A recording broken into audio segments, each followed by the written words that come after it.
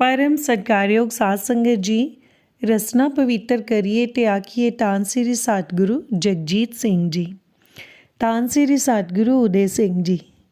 साध संगत जी, साखी का सिरलेख है सतगुरु मेरे पति नूं जमा दे संगलां च जकड़े नूं छुड़ाया। इस साखी संबंधित है बीबी बलकौर कौर, पति इन्हां दे जसवंत सिंह, ਜ਼ਿਲ੍ਹਾ ਸ਼ੇਖੂਪੁਰੇ ਪਾਕਿਸਤਾਨ ਦੇ, ਪਰ ਹੁਣ ਇਹ ਦਿੱਲੀ ਰਹਿੰਦੇ ਨੇ। ਅਸੀਂ ਪੌੜੀਆਂ 'ਤੇ ਚੜ੍ਹੀ ਜਾ ਰਹੇ ਸਾਂ। ਦਰਵਾਜ਼ੇ ਦੇ ਲਾਗੇ ਹੋਏ ਤਾਂ ਕੰਨਾਂ ਵਿੱਚ ਮਧੁਰ ਧੁਨੀ ਪਈ, ਸਤਿਗੁਰ ਮੂਰਤ ਕੋ ਬਲ ਜਾਓ, ਅੰਤਰ ਪਿਆਸ ਚਾਤ੍ਰਿਕ ਜਿਉ ਜਲਕੀ, ਸਫਲ ਦਰਸ਼ਨ ਕਦ ਪਾਓ। ਬੂਹੇ ਨੂੰ ਦਸਤਕ ਦਿੱਤੀ, ਫੱਟ ਖੁੱਲ੍ਹ ਗਏ। ਸਤਿ ਸ੍ਰੀ ਅਕਾਲ ਬੁਲਾਈ। ਬੀਬੀ ਬਲਕਾਰ ਦੇ ਚਿਹਰੇ 'ਤੇ ਮੁਸਕਰਾਹਟਾਂ ਖਿਲਰਨ ਲੱਗੀਆਂ। ਹੱਥ ਜੋੜ ਸਤਿ ਸ੍ਰੀ ਅਕਾਲ ਦਾ ਉੱਤਰ ਦਿੰਦਿਆਂ ਕੁਰਸੀਆਂ ਖਿੱਚ ਬਹਿਣ ਦਾ ਇਸ਼ਾਰਾ ਕੀਤਾ। ਬੀਬੀ ਰੰਗ ਵਿੱਚ ਰੰਗੀ ਸਤਿਗੁਰ ਚਰਨਾਂ ਨਾਲ ਜੁੜੀ। ਫਰਿੱਜ ਵਿੱਚ ਹੱਥ ਮਾਰ ਅੰਗੂਰ, ਕੇਲੇ, ਸੰਤਰੇ ਲਿਆ ਰੱਖੇ ਅਤੇ ਦੂਜੀ ਥਾਲੀ ਵਿੱਚ ਪਿਸਤਾ ਬਦਾਮਾਂ ਦੀਆਂ ਗਿਰੀਆਂ ਸੌਂਗੀ। ਸੂਰਤ ਗੁਰੂ ਚਰਨਾਂ ਨਾਲ ਜੁੜੀ। ਕਮਰੇ ਨੂੰ ਮਿਠਾਸ ਨਾਲ ਲਵਾਲਬ ਕਰੀ ਜਾਵੇ। ਅਨਾਥਾਂ ਕੋ ਨਾਥ ਸਰਬ ਪ੍ਰਤੀਪਾਲਕ, ਭਗਤ ਵਛਲ ਹਰ ਨਾਉ, ਜਾਕੋ ਨ ਰਾਖੇ ਪ੍ਰਾਣੀ, ਤਿਸ ਤੂ ਦੇ ਅਸਰਾਓ। ਨੀ ਧਰਿਆ ਤਰ ਨੀ ਗਤਿਆਗਤ, ਨੀ ਥਾਵਿਆ ਤੂ ਥਾਓ, ਦਹਿ ਦਸ ਜਾਓ ਤਹਾਂ ਤੂ ਸੰਗੇ, ਤੇਰੀ ਕੀਮਤ ਕਰਮ ਕਮਾਓ। ਬੀਬੀ, ਧੰਨ ਭਾਗ ਜਿਹੜੀ ਸਤਿਗੁਰੂ ਯਾਦ ਵਿੱਚ ਗਵਾਚੀ ਫਿਰਦੀ ਏ। ਤੇਰਾ ਧੰਨ ਜਨਮ, ਧੰਨ ਤੇਰੀ ਮਾਤਾ ਜਿਸ ਤੈਨੂੰ ਜਨਮ ਦਿੱਤਾ। ਮਾਸਟਰ ਜੀ, ਇਹ ਮਾਸਟਰ ਨਿਹਾਲ ਸਿੰਘ ਜੀ ਨੂੰ ਦੱਸ ਰਹੀ ਹੈ। ਮਾਸਟਰ ਜੀ, ਮੈਂ ਧੰਨ ਕਾਹਦੀ? ਮੈਂ ਪਾਪਣ, ਮੈਂ ਔਗਣਹਾਰੀ, ਨਿਕਰਮਣ, ਖਿਨ ਖਿਨ ਭੁੱਲਣਹਾਰ। ਮੈਂ ਤਾਂ ਸਤਿਗੁਰਾਂ ਦੀਆਂ ਬਖਸ਼ਿਸ਼ਾਂ ਨੂੰ ਗਿਣੀ ਨਹੀਂ ਸਕਦੀ। ਰਹਿਮਤ ਦੇ ਸਾਗਰ ਦੀਆਂ ਲਹਿਰਾਂ ਗਿਣੀਆਂ ਨਹੀਂ ਜਾਂਦੀਆਂ। ਮੈਂ ਤਾਂ ਲੱਖ ਜਨਮ ਧਾਰ ਕੇ ਵੀ ਸਤਿਗੁਰ ਦੇ ਗੁਣਗਾਨ ਨਹੀਂ ਕਰ ਸਕਦੀ। ਇਹਨਾਂ ਦੀ ਮਿਹਰ ਦਾ ਤਾਂ ਬ੍ਰਹਮਾ ਵੀ ਵਰਣਨ ਨਹੀਂ ਕਰ ਸਕਦਾ। ਇਹਨਾਂ ਮੈਨੂੰ ਨਰਕੋਂ ਕੱਢਿਆ ਹੈ, ਭਾਬੜਾਂ ਤੋਂ ਚੱਕ ਫੁੱਲਾਂ ਦੀ ਸੇਜਾ ਬਖਸ਼ੀ। ਗੁਰਦੇਵ ਪਤੀ ਨੂੰ ਜਮਾ ਦੇ ਸੰਗਲਾਂ ਵਿੱਚ ਜਕੜਿਆਂ ਨੂੰ ਕੱਢ ਮੈਨੂੰ ਬਖਸ਼ਿਆ। ਮੈਂ ਕਿਹੜੀ ਜ਼ਬਾਨ ਨਾਲ ਜਸ ਕਰਾਂ ਇਹਨਾਂ ਦਾ। ਮੈਂ ਨਿਮਾਣੀ ਦੀਆਂ ਧੀਆਂ ਨੂੰ ਬਖਸ਼ੀਆਂ ਰੂਹਾਂ ਨਾਲ ਜੋੜਿਆ, ਜਿਨ੍ਹਾਂ ਦੇ ਵਿਹੜੇ ਲక్ష్ਮੀ ਝਾੜੂ ਦਿੰਦੀ ਏ। ਰੂਹਾਨੀਅਤ ਦੇ ਸੋਮੇ ਛਲਕਦੇ ਨੇ। ਮੇਰਾ ਕਰਮ ਬੜਾ ਹੀ ਮਾੜਾ ਸੀ, ਸਤਿਗੁਰਾਂ ਕੱਟਿਆ। ਇਸ ਵੇਲੇ ਮੈਂ ਨਾ ਚੀਜ਼ ਦੇ ਘਰ ਕੋਈ ਵੀ ਥੁੜ ਨਹੀਂ। ਗ੍ਰਹਸਤੀ ਵਾਸਤੇ ਕੁਲੀ ਗੁੱਲੀ ਅਤੇ ਜੁਲੀ ਚਾਹੀਦੀ ਏ। ਸਾਗੂ ਜਗਜੀਤ ਸਿੰਘ ਜੀ ਦੀ ਕਿਰਪਾ ਸਦਕਾ ਅੱਜ ਰਹਿਣ ਵਾਸਤੇ ਫਸਟ ਕਲਾਸ ਫਲੈਟ ਹੇਠਾਂ ਵਰਕਸ਼ਾਪ, ਬੂਹੇ ਅੱਗੇ ਘਰ, ਆਗਿਆਕਾਰੀ ਪੁੱਤਰ, ਸਾਧ ਸੰਗਤ ਦੇ ਦਰਸ਼ਨ, ਇਸ ਤੋਂ ਬਾਅਦ ਹੋਰ ਕੀ ਚਾਹੀਦਾ ਹੈ। ਮਨ ਮੂਰਖਤਾ ਰੱਜਦਾ ਹੀ ਨਹੀਂ। ਮੇਰੇ ਸੰਤ ਜਸਵੰਤ ਸਿੰਘ ਨਾਲ ਸਤਿਗੁਰ ਪ੍ਰਤਾਪ ਸਿੰਘ ਜੀ ਦੀ ਹਜ਼ੂਰੀ ਵਿੱਚ ਆਨੰਦ ਹੋਇਆ। ਨਵਾਂ ਘਰ ਮਿਲਿਆ, ਖੁਸ਼ੀ ਖੁਸ਼ੀ ਜੀਵਨ ਬਤੀਤ ਹੋਣ ਲੱਗਾ। ਪਰ ਹੋਣੀ ਬੜੀ ਬਲਵਾਨ ਏ। ਕਿਸੇ ਵੇਲੇ ਦਾ ਬੀਜਿਆ ਅੱਗੇ ਆਇਆ। ਸੰਤਾਂ ਦਾ ਸਰੀਰ ਕੁਝ ਢਿੱਲਾ ਰਹਿਣ ਲੱਗ ਪਿਆ। ਕੋਈ ਕਹੇ ਕਿਸੇ ਤਵੀਤ ਖਵਾਏ ਨੇ, ਕਈ ਕਹਿਣ ਕਿਸੇ ਜਾਦੂ ਕੀਤਾ ਹੈ। ਬਿਮਾਰੀ ਕਾਰਨ ਮੇਰੇ ਨਾਲ ਵੀ ਨਫ਼ਰਤ ਹੋ ਗਈ। ਦੁੱਧ ਦੇ ਕੜਾਹੇ ਵਿੱਚ ਖਟਿਆਈ ਪੈ ਗਈ। ਸਾਰਾ ਦੁੱਧ ਦਾ ਚਾਟਾ ਫੁੱਟ ਗਿਆ। ਦਾਤਰੀ ਨੂੰ ਇੱਕ ਪਾਸੇ ਹੁੰਦੇ ਨੇ ਤੇ ਸੰਸਾਰ ਨੂੰ ਦੋਹੀਂ ਪਾਸੀ।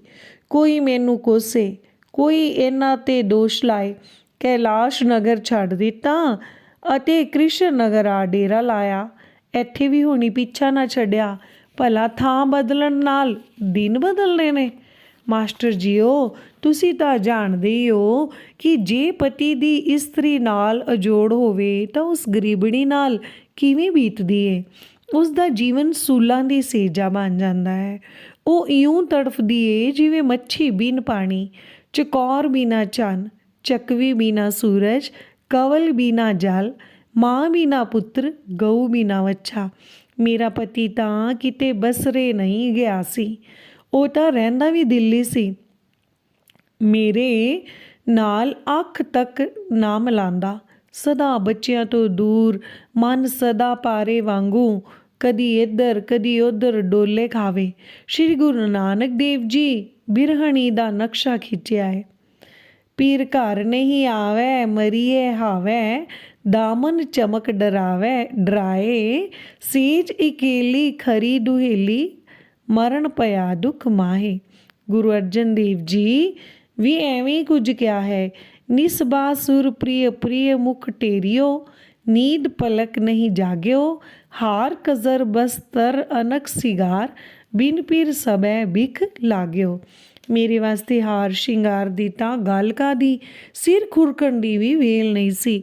ਮੈਨੂੰ ਯਾਦ ਆਉਂਦਾ ਹੈ ਮੇਰੇ ਪਿਤਾ ਜੀ ਬਾਬਾ ਜੰਗ ਸਿੰਘ ਜੀ ਦੇ ਇਹ ਸ਼ਬਦ ਗੁਣ ਗਣਾਇਆ ਕਰਦੇ ਸਨ। ਜਿਨ੍ਹਾਂ ਦੇ ਪਤੀ ਪ੍ਰਦੇਸੀ, ਉਹਨਾਂ ਦੇ ਕਿਲੀਆਂ ਨਾਲ ਪਰਾਂਦੇ ਸਾਕ ਸੈਨ ਵੀ ਅੱਖਾਂ ਫੇਰ ਗਏ। ਬੀਬੀ ਤੂੰ ਠੀਕ ਆਖਦੀ ਏ, ਜਦ ਮਾੜੇ ਦਿਨ ਆਉਂਦੇ ਹਨ ਤਾਂ ਗਲੀ ਦੇ ਕੱਖ ਕੰਡਿਆਂ ਵਾਂਗੂ ਪੱਛਦੇ ਹਨ। ਜਦ ਕਦੇ ਕ੍ਰਿਸ਼ਨ ਨਗਰ ਆਉਣਾ ਤਾਂ ਬਾਪੂ ਜੀ ਭਰਾ ਸੇਵਾ ਸਿੰਘ ਦੇ ਪਿਤਾ ਬੜਾ ਹਿੱਤ ਕਰਨਾ। ਉਹ ਮੇਰਾ ਦੁੱਖ ਸਹਾਰ ਨਾ ਸਕਣ, ਮੇਰਾ ਸਿਰ ਹਿੱਕ ਨਾ ਲਾਣ, ਅੱਖਾਂ ਭਰ ਆਖਣ ਕੁੜੀਏ ਮੈਂ ਤੇਰੀ ਹਾਲਤ ਵੇਖ ਨਹੀਂ ਸਕਦਾ, ਤੇਰਾ ਇਹ ਘਰ ਮੈਨੂੰ ਮੜੀ ਲੱਗਦਾ ਏ। ਮੈਂ ਕਹਿਣਾ ਬਾਪੂ ਜੀ ਇਹ ਨਾ ਆਖੋ, ਮੈਂ ਇਹ ਸ਼ਬਦ ਨਹੀਂ ਸਹਾਰ ਸਕਦੀ। ਕੋਲੋਂ ਭਰਾ ਸੇਵਾ ਸਿੰਘ ਕਹਿਣਾ ਬਾਪੂ ਜੀ ਤੁਸੀਂ ਅਰਦਾਸ ਕਰੋ, ਤੁਹਾਡੀ ਸਤਿਗੁਰ ਸੁਣਦੇ ਨੇ। ਬਾਪੂ ਜੀ ਕਹਿਣਾ ਮੈਂ ਤੇਥੋਂ ਪੁੱਛ ਕੇ ਕਰਨੀ ਏ, ਮੈਂ ਕਈ ਅਰਦਾਸਾਂ ਕਰ ਚੁੱਕਿਆ ਹਾਂ। ਕੁੜੀਏ ਤੂੰ ਭਰੋਸਾ ਰੱਖ, ਤੈਨੂੰ ਬੜੇ ਹੀ ਸੁੱਖ ਹੋਣਗੇ, ਤੂੰ ਸਤਿਗੁਰ ਤੇ ਡੋਰੀ ਰੱਖੀ। ਕਾਸ਼ ਬਾਪੂ ਜੀ ਅੱਜ ਹੁੰਦੇ ਤਾਂ ਉਹਨਾਂ ਦਾ ਮਨ ਖਿੜ ਜਾਂਦਾ। ਭਾਣਾ ਮਨ ਸਮੇਂ ਨਾਲ ਰਿੜਦੀ ਗਈ, ਨਿਤਨੇਮ ਕਰਦੀ ਰਹੀ, ਬਾਣੀ ਵੀ ਪੜ੍ਹਦੀ ਰਹੀ, ਪਰ ਮਨ ਨੂੰ ਧੁੜਕੂ ਲੱਗਾ ਰਹੇ। ਬੀਬੀ ਫਿਰ ਵੀ ਤੇਰੇ ਭਾਗ ਚੰਗੇ ਜਿਸ ਨੂੰ ਔਖੇ ਵੇਲੇ ਸਤਿਗੁਰੂ ਚਿੱਤ ਆਵੇ। ਜੇ ਸਤਿਗੁਰ ਦਾ ਹੱਥ ਅੰਦਰ ਹੋਵੇ ਤਾਂ ਸਾਰੀਆਂ ਮੁਸ਼ਕਲਾਂ ਹੱਲ ਹੋ ਜਾਂਦੀਆਂ ਹਨ। ਕਾਲੇ ਬੱਦਲ ਉੱਡ ਜਾਂਦੇ ਨੇ, ਚਾਨਣ ਹੋਣ ਦੀ ਆਸ ਲੱਗ ਪੈਂਦੀ ਏ। ਇੱਕ ਵੇਰ ਮਹਾਰਾਜ ਵੀਰ ਸਿੰਘ ਜੀ ਘਰ ਚਰਨ ਪਾਏ, ਮੈਂ ਸਾਰਾ ਹਾਲ ਸੁਣਾਇਆ। ਮਹਾਰਾਜ ਜੀ ਦਾ ਵੀ ਦਿਲ ਭਰ ਆਇਆ ਅਤੇ ਆਖਿਆ ਬੀਬੀ ਮਾਲਾ ਫੇਰੀ ਜਾ, ਮਾਲਾ ਹੀ ਸਾਰੇ ਦੁੱਖਾਂ ਦਾ ਇਲਾਜ ਏ। ਮਹਾਰਾਜ ਜੀ ਸ਼੍ਰੀ ਭੈਣੀ ਸਾਹਿਬ ਗਏ ਤਾਂ ਸੱਚੇ ਪਾਤਸ਼ਾਹ ਜੀ ਦੇ ਚਰਨਾਂ ਵਿੱਚ ਅਰਜ਼ ਕੀਤੀ। ਕੁਝ ਸਮੇਂ ਉਪਰੰਤ ਸੱਚੇ ਪਾਤਸ਼ਾਹ ਦਿੱਲੀ ਚਰਨ ਪਾਏ। ਮੈਂ ਦੁੱਖਾਂ ਦੀ ਮਾਰੀ ਪੂਸਾ ਰੋਡ ਪੁੱਜੀ, ਜਾ ਚਰਨ ਫੜੇ, ਅੱਖਾਂ ਵਿੱਚੋਂ ਛਮ-ਛਮ ਅਥਰੂ ਵਹਿ ਤੁਰੇ। ਅਰਜ਼ ਕੀਤੀ ਗਰੀਬ ਨਿਵਾਸ, ਤੁਸੀਂ ਮੇਰੇ ਮਾਤਾ, ਤੁਸੀਂ ਮੇਰੇ ਪਿਤਾ, ਤੁਸੀਂ ਮੇਰੇ ਪਤੀ, ਤੁਸੀਂ ਮੇਰੇ ਸਾਕ ਸੰਬੰਧੀ। ਇਸ ਵੇਲੇ ਮੇਰਾ ਕੋਈ ਵੀ ਆਸਰਾ ਨਹੀਂ ਹੈ ਪਾਤਸ਼ਾਹ ਜੀ, ਮੇਰਾ ਕੋਈ ਆਸਰਾ ਨਹੀਂ। ਸੱਚੇ ਪਾਤਸ਼ਾਹ ਧੀਰਜ ਦਿੰਦਿਆਂ ਕਿਹਾ ਬੀਬੀ ਵੇਖ, ਦੁਨਿਆਵੀ ਪਤੀ ਬਿਨਾਂ ਇਸਤਰੀ ਦਾ ਗੁਜ਼ਾਰਾ ਨਹੀਂ। ਫਿਰ ਮੇਰਾ ਪਤੀ ਮੇਰੀ ਝੋਲੀ ਪਾਓ, ਤੇਰਾ ਪਤੀ ਤੈਨੂੰ ਦਿੱਤਾ। ਸੱਚੇ ਪਾਤਸ਼ਾਹ ਜੀ ਅੱਜ ਹੀ ਕਿਰਪਾ ਹੋਵੇ, ਅਜੇ ਨਹੀਂ ਕੁਝ ਸਮਾਂ ਲੱਗੇਗਾ। ਤੂੰ ਨਹੀਂ ਜਾਣਦੀ ਕਿ ਜਦ ਮੈਂ ਦੀਵਾਨ ਵਿੱਚ ਆਉਂਦਿਆਂ ਵੇਖਦਾ ਹਾਂ ਤਾਂ ਮੇਰਾ ਸਿਰ ਖੂਨ ਵੱਧ ਜਾਂਦਾ ਹੈ। ਉਸ ਵੇਲੇ ਮੇਰੇ ਕੋਲ ਕੈਮਰਾ ਨਹੀਂ ਹੁੰਦਾ ਤਾਂ ਮੈਂ ਫੋਟੋ ਖਿੱਚ ਲਵਾਂ। ਮੈਂ ਖੁਸ਼ੀਆਂ ਲੈ ਮੁੜੀ। ਕੁਝ ਸਮੇਂ ਪਿੱਛੋਂ ਕ੍ਰਿਸ਼ਨ ਨਗਰ ਭਰਾ ਸੇਵਾ ਸਿੰਘ ਦੇ ਘਰ ਵਾਰਾ ਸੀ। ਸੱਚੇ ਪਾਤਸ਼ਾਹ ਬਚਨ ਕੀਤਾ ਉੱਥੇ ਆਓ। ਮੈਂ ਤਾਂ ਬੱਚਿਆਂ ਨੂੰ ਲੈ 2 ਵਜੇ ਹੀ ਪੁੱਜ ਗਈ। ਵਾਰ ਦਾ ਬੜਾ ਆਨੰਦ ਆਇਆ, ਭੋਗ ਪਿਆ, ਸੰਗਤਾਂ ਜਲ ਪ੍ਰਸ਼ਾਦ ਛਕਿਆ ਤੇ ਘਰੋਂ ਘਰੀ। ਇਤਨੀ ਨੂੰ ਮੇਰੀ ਸੰਤ ਵੀ ਆ ਗਏ। ਮੱਥਾ ਟੇਕਿਆ, ਸੱਚੇ ਪਾਤਸ਼ਾਹ ਬਚਨ ਕੀਤਾ ਜਸਵੰਤ ਲਿਆ ਚਾਬੀ, ਦਰਵਾਜ਼ਾ ਖੋਲ, ਤੇਰੇ ਘਰ ਚਰਨ ਪਾਉਣੇ ਨੇ। ਅੱਗੋਂ ਇਹਨਾਂ ਦਾ ਉੱਤਰ ਸੀ ਜੀ ਚਾਬੀ ਵੱਡੇ ਭਰਾ ਕੋਲੇ। ਸੱਚੇ ਪਾਤਸ਼ਾਹ ਮੁਸਕਰਾਉਂਦਿਆਂ ਕਿਹਾ ਲਓ ਅੱਜ ਵੀ ਬੇਈਮਾਨੀ ਕਰ ਗਿਆ। ਮੁੜ ਪੁੱਛਿਆ ਤੇਰੀ ਕਾਰ ਕਿੱਥੇ ਹੈ? ਸੰਤ ਤਾਂ ਕੁਝ ਨਾ ਬੋਲੇ ਪਰ ਕੋਲੋਂ ਰਾਮ ਰਤਨ ਸਿੰਘ ਸਕੂਟਰ ਵੱਲ ਇਸ਼ਾਰਾ ਕਰਦਿਆਂ ਕਿਹਾ ਜੀ ਇਹੋ ਇਹਨਾਂ ਦੀ ਕਾਰ ਏ, ਇਸੇ ਤੇ ਸਾਰਾ ਟੱਬਰ ਬਹਿ ਜਾਵੇਗਾ, ਕੋਈ ਪਿੱਛੇ, ਕੋਈ ਅੱਗੇ, ਕੋਈ ਮੋਢਿਆਂ ਤੇ। ਸੱਚੇ ਪਾਤਸ਼ਾਹ ਕਿਹਾ ਮੈਂ ਤੇਰੇ ਨਾਲ ਗੱਲ ਨਹੀਂ ਕਰਦਾ, ਮੈਂ ਇਸ ਦੇ ਬੱਚਿਆਂ ਵਾਸਤੇ ਕਾਰ ਦੀ ਗੱਲ ਕਰ ਰਿਹਾ ਹਾਂ। ਰਾਮ ਰਤਨ ਵੀ ਭੋਲਾ ਸੀ, ਉਹ ਸਤਿਗੁਰ ਨੂੰ ਕੀ ਸਮਝੇ, ਇਹਨਾਂ ਨੂੰ ਤਾਂ ਵੱਡੇ ਵੱਡੇ ਵਿਦਵਾਨ ਨਹੀਂ ਸਮਝ ਸਕਦੇ। ਬੀਬੀ ਇਹ ਖੁਦਾ ਇਹ ਉਹ ਖੁਦਾ ਏ ਜਿਸ ਨੇ ਸਮੁੰਦਰ ਤੇ ਪੁੱਲ ਬੱਧਾ ਸੀ, ਜਿਸ ਨੇ ਸੁਦਾਮੇ ਦੇ ਮੰਦਰ ਪਾਏ ਸਨ, ਜਿਸ ਨੇ ਨਾਮਦੇਵ ਦੀ ਛੰਨ ਬੰਨੀ ਸੀ, ਜਿਸ ਨੇ ਫੁੱਲ ਵੰਸ਼ੀਆਂ ਨੂੰ ਰਾਜ ਬਖਸ਼ਿਆ ਸੀ, ਜਿਸ ਨੇ ਨੰਗੇ ਪੈਰਾਂ ਵਾਲੇ ਨੂੰ ਕੋਠੀਆਂ ਦਾ ਮਾਲਕ ਬਣਾਇਆ ਸੀ। ਪੁਰਾਣੀਆਂ ਗੱਲਾਂ ਦਾ ਭੋਗ ਪਾਓ। ਇਹਨਾਂ ਦੀ ਬਖਸ਼ਿਸ਼ ਨਾਲ ਸ਼੍ਰੀ ਜੀਵਨ ਨਗਰ ਦੇ ਇਲਾਕੇ ਵਿੱਚ ਮਨੋਹਰ ਸਿੰਘ ਕਾਰਖਾਨੇ ਦਾ ਮਾਲਿਕ ਬਣਿਆ ਬੈਠਾ ਹੈ। ਉਸ ਦੇ ਪੱਠੇ ਚੱਲਦੇ ਹਨ। ਸ਼੍ਰੀ ਹਰਭਜਨ ਸਿੰਘ ਔਰੰਗਾਬਾਦੀਆਂ ਕਰੋੜਾਂ ਵਿੱਚ ਖੇਡਦਾ ਹੈ। ਅਨੇਕਾਂ ਹੋਰ ਹਨ ਜਿਹੜੇ ਇਸ ਵੇਲੇ ਗਿਣੇ ਨਹੀਂ ਜਾਂਦੇ। ਗੱਲਾਂ ਵਿੱਚੋਂ ਗੱਲਾਂ ਨਿਕਲ ਆਉਂਦੀਆਂ ਹਨ। ਬੀਬੀ ਦਵਿੰਦਰ ਵਿਯੋਗ ਹੋਈ। ਹੈਦਰਾਬਾਦੀਏ ਕੁਝ ਵਿਆਹ ਤੋਂ ਝਿਜਕਣ ਕਿ ਲੜਕੇ ਦਾ ਕੰਮ ਨਰਮ ਏ, ਜਰਾ ਰੀੜ ਲਵੇ। ਪਰ ਸੱਚੇ ਪਾਤਸ਼ਾਹ ਬਖਸ਼ਿਸ਼ ਕਰਦਿਆਂ ਕਿਹਾ, ਤੁਸੀਂ ਆਨੰਦ ਕਰੋ, ਅੰਨ ਪਾਣੀ ਮੇਰੇ ਜਿੰਮੇ। ਅੰਤ ਉਹ ਰਾਜੀ ਹੋ ਗਏ। ਆਨੰਦ ਵਾਸਤੇ ਸ਼੍ਰੀ ਭੈਣੀ ਸਾਹਿਬ ਪਹੁੰਚੇ। ਰਾਤੋਂ ਰਾਤ ਕੱਪੜੇ ਸੀਤੇ। ਮਾਤਾ ਜੀ ਦੁਪੱਟਿਆਂ ਦੀ ਕਿਰਪਾ ਕੀਤੀ। ਅਸੀਂ 6 ਵਜੇ ਤੋਂ ਪਹਿਲਾਂ ਹੀ ਹਵਨ ਲਾਗੇ ਜਾ ਆਸਣ ਜਮਾਇਆ। ਲਾਵਾਂ ਸਮੇਂ ਇਹਨਾਂ ਵੀ ਆਦਰਸ਼ਨ ਦਿੱਤੇ। ਸੱਚੇ ਪਾਤਸ਼ਾਹ ਜੀ ਬੜੀਆਂ ਖੁਸ਼ੀਆਂ ਬਖਸ਼ੀਆਂ ਅਤੇ ਆਖਿਆ, ਦਿੱਲੀ ਆਨੰਦ ਹੁੰਦਾ ਤਾਂ ਇਸ ਕਿੱਥੇ ਆਉਣਾ ਸੀ, ਇੱਥੇ ਆ ਤਾਂ ਗਿਆ ਏ। ਹਰਵਿੰਦਰ ਸਿੰਘ ਹੰਸਪਾਲ ਵੱਲੋਂ ਵਧਾਈ ਦਾ ਟੈਲੀਫੋਨ ਗਿਆ ਤਾਂ ਮੌਜੀ ਸੱਚੇ ਪਾਤਸ਼ਾਹ ਮੋੜ ਵੀ ਵਧਾਈ ਦਿੰਦਿਆਂ ਕਿਹਾ ਕਿ ਇਸ ਜੋੜੀ ਦਾ ਵੀ ਨਵਾਂ ਆਨੰਦ ਕਰ ਦਿੱਤਾ ਹੈ। ਸ਼੍ਰੀ ਭੈਣੀ ਸਾਹਿਬੋ ਦਿੱਲੀ ਪਰਤੇ। ਮਾਸਟਰ ਜੀ ਦੁੱਖਾਂ ਦੀ ਲੰਮੀ ਰਾਤ ਮੁੱਕਣ ਵਿੱਚ ਹੀ ਨਾ ਆਵੇ। ਮੁੰਡੇ ਕੁੜੀਆਂ ਦੇ ਇਮਤਿਹਾਨ ਵਰੇ ਛਿਮਾਈ, ਮੇਰੇ ਇਮਤਿਹਾਨ ਦੀਆਂ ਮੁੜ ਤਰੀਕਾਂ। ਇਹਨਾਂ ਨੂੰ ਬੁਖਾਰ ਰਹਿਣ ਲੱਗਾ। ਸੱਚੇ ਪਾਤਸ਼ਾਹ ਜੀ ਦੇ ਚਰਨਾਂ ਵਿੱਚ ਅਰਜ਼ ਕੀਤੀ। ਉਹਨਾਂ ਹੁਕਮ ਕੀਤਾ, ਜਸਵੰਤ ਨੂੰ ਫਿਲੌਰ ਕੁਦਰਤੀ ਇਲਾਜ ਵਾਲੇ ਹਸਪਤਾਲ ਵਿੱਚ ਲੈ ਜਾਓ। ਹੁਕਮ ਅੱਗੇ ਸਿਰ ਨਵਾਇਆ ਤੇ ਫਿਲੌਰ ਆ ਡੇਰਾ ਲਾਇਆ। ਡਾਕਟਰ ਬੜੀ ਹਮਦਰਦੀ ਵਿਖਾਈ, ਮਨੋਂ ਇਲਾਜ ਕੀਤਾ ਪਰ ਫਰਕ ਨਾ ਪਿਆ। ਬੀਬੀ ਰਾਣੀ, ਡਾਕਟਰਾਂ ਦਾ ਆਪਣੀ ਅਕਲ ਨਾਲ ਇਲਾਜ ਕਰਨਾ ਏ, ਰਾਜੀ ਤਾਂ ਸਤਿਗੁਰ ਕਰਦਾ ਏ। ਇੱਥੇ ਸੱਚੇ ਪਾਤਸ਼ਾਹ ਰੋਜ਼ ਦਰਸ਼ਨ ਦਿੰਦੇ ਪਰ ਬੁਖਾਰ ਘਟਣ ਦੀ ਬਜਾਏ 108 ਡਿਗਰੀ ਤੱਕ ਪਹੁੰਚ ਗਿਆ। ਹੁਣ ਤਾਂ ਸਾਹ ਲੱਗੇ ਸੁੱਕਣ। ਕੁਝ ਕਾਰਨਾਂ ਕਰਕੇ ਸੱਚੇ ਪਾਤਸ਼ਾਹ ਵੀ ਦਰਸ਼ਨ ਨਾ ਦਿੱਤੇ। ਮੈਂ ਘਬਰਾ ਗਈ। ਅਸੀਂ ਸ਼੍ਰੀ ਭੈਣੀ ਸਾਹਿਬ ਆ ਗਏ। ਭਰਾ ਡਾਕਟਰ ਸੁਰਜੀਤ ਸਿੰਘ ਵੀ ਆ ਗਿਆ।